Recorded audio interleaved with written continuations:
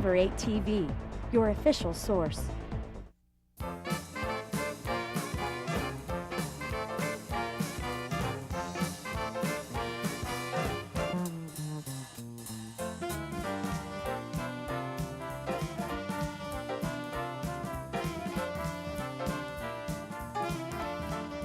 There's nothing like a quiet afternoon, sitting in a lounge chair, reading,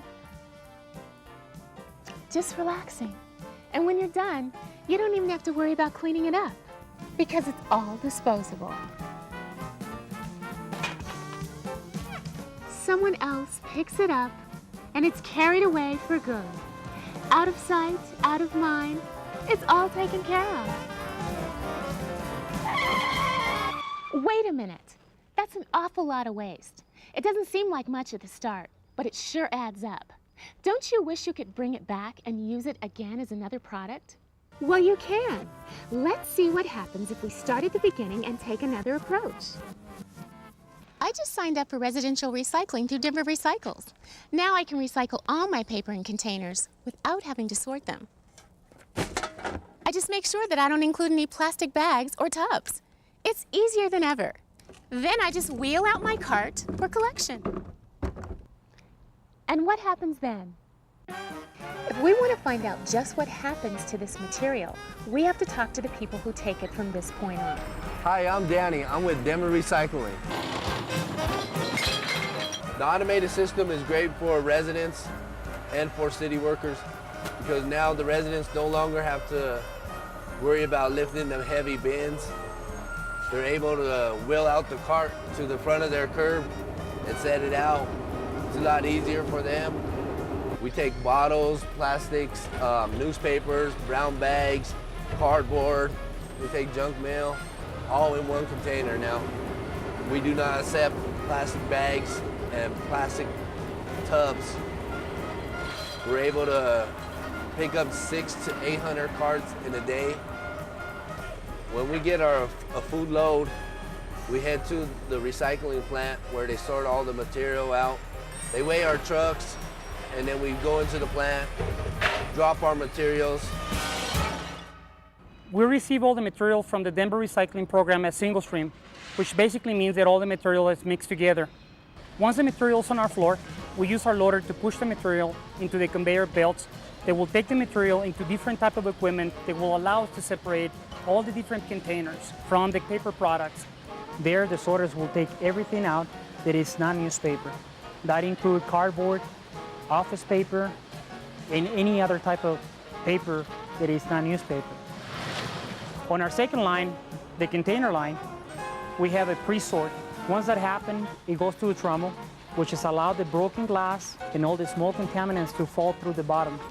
And then from there, it goes to an air classification. It is kind of like a vacuum. A blower creates enough airflow where the heavy material will stay on the conveyor system, but the light material will be sucked into a different system.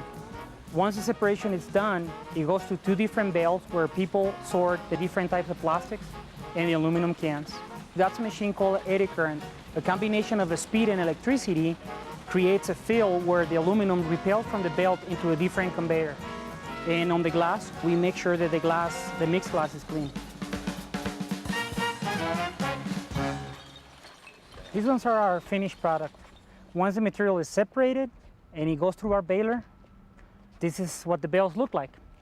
There is some tin cans here. We got some aluminum there.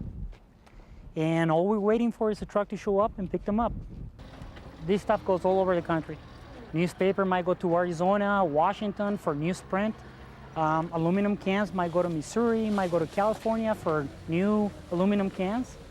Plastics go to North Carolina for a fiber company. And the glass goes to Coors for new bottles.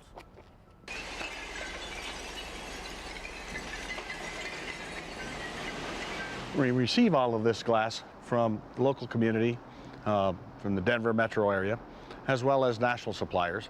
And we process this glass in order to make fresh new bottles. We process a little over 300 tons of this every day, 365 days a year. That's the equivalent of about 80,000 tons. If you were to take this glass and pile it all up you could probably go about 30 or 40 rows in Invesco Field in a year's time. That's how much glass that this facility processes. What we'll do with this glass is we'll take and crush it, size it, sort it out, and mix it with virgin raw materials such as sand and soda ash, those constituents that are used for making glass. Melt it down into a nice homogeneous mixture, then send it off to bottle making machines. The glass is loaded in, cut with a set of shears, and loaded into the machine. The machine then blows and presses this gob of glass into a container. That container is then packaged. Well, we'll make close to 3 million bottles every day. Those bottles will then be distributed.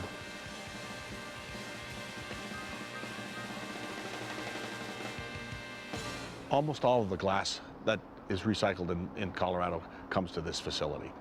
But there are other facilities throughout the country that take your plastic and your paper, corrugated cardboard, aluminum cans, all the other recyclables.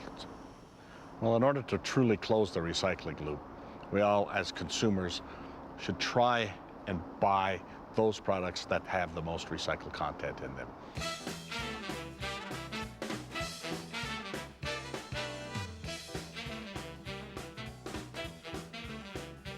It may not look like it, but this is yesterday's recycled newspaper. The box is recycled 100%, and also the tissue that's inside is 100% recycled.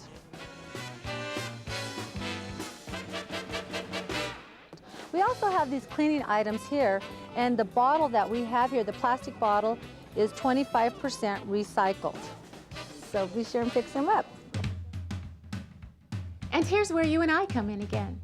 Because we as consumers complete the recycling cycle by purchasing recycled products. So let's review this. You have two options here.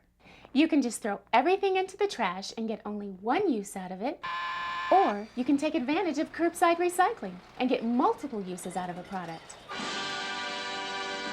You see, recycling is not only good for the environment, it's also good for the economy. It's a great alternative to throwing something away. So now, it's so much easier to sit back and relax, knowing I'm taking part in recycling. And it's simple to take part in the Denver Residential Recycling Program. Call 311 if you live in Denver, or check out our website at www.denvergov.org/denverrecycles.